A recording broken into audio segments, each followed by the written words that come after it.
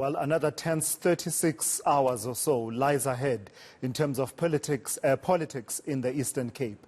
Researcher and political analyst Lukhona Mnguni joins me now to discuss some of the complexities that are involved. So there was a tweet that you sent out a bit earlier on, Lukhona, reacting to news that there seems to be a move towards unity between the three main contenders for the position of chairperson of the ANC in the Eastern Cape.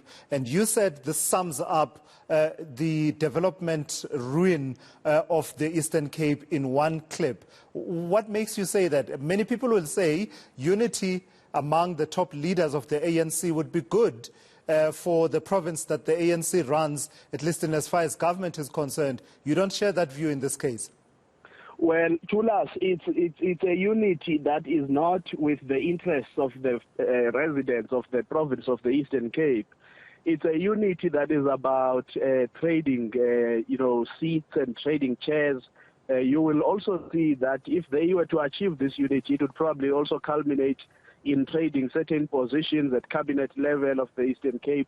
It's really just the leaders or the elites of the ANC in the province doing what I call self-indulgence. It's for their own purposes. It's for their own ability to remain relevant. Because Thulas, when a conference is highly divided and one faction wins over the other, the spirit of triumphalism tends to set in, and other people become alienated.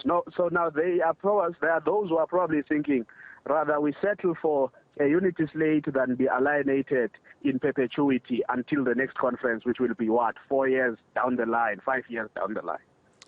So is it not possible, though, Lukhona, for it to achieve both, this unity, to keep a semblance of, working together and unity, while at the same time pressing the accelerator pedal on delivery for the people of the Eastern Cape? Are you saying that there's something in the track records of these leaders that means whether they're divided or they are united, it doesn't bode well for development and delivery in the Eastern Cape?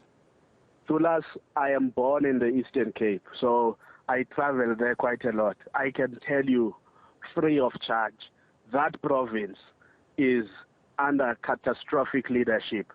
They have no sense of vision that they fight over. It's always really just around these positions and so on. But if you were to ask, what is the vision? Drive through the Eastern Cape. Look at the state of roads. We always say we must focus on tourism. Look at the wild coast and the inability to access that wild coast because there's no investment in proper roads that make sure that people have ease of access, and you boom tourism in that province. Go to an iconic place like Hole in the Wall in Coffee Bay, Thulas. Terrible conditions. So all I'm trying to suggest really is that the people who are trying to find each other in this unity, there is no compelling vision that they hold for the province. And yes, you talk about track record.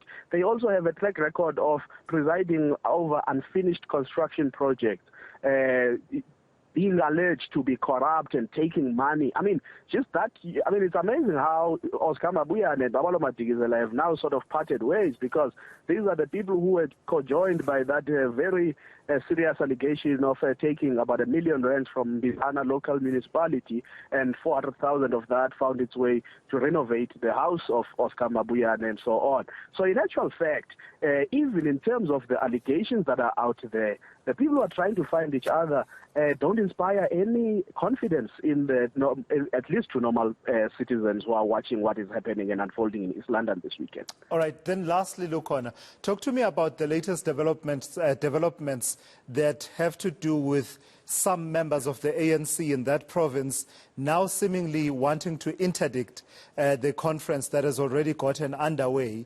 Mind you, we're getting to this point after several postponements, and it would seem that, Luthuli House was not amenable to yet another postponement, insisting that, let's go ahead, let's forge ahead with this particular conference in the Eastern Cape. It's not turned out yet to be a festival of chairs, in the sense that we saw in 2017 chairs flying all over the place, delegates throwing chairs at one another. But it would seem now to be, I don't know, a festival of court papers to try and get this process going ahead.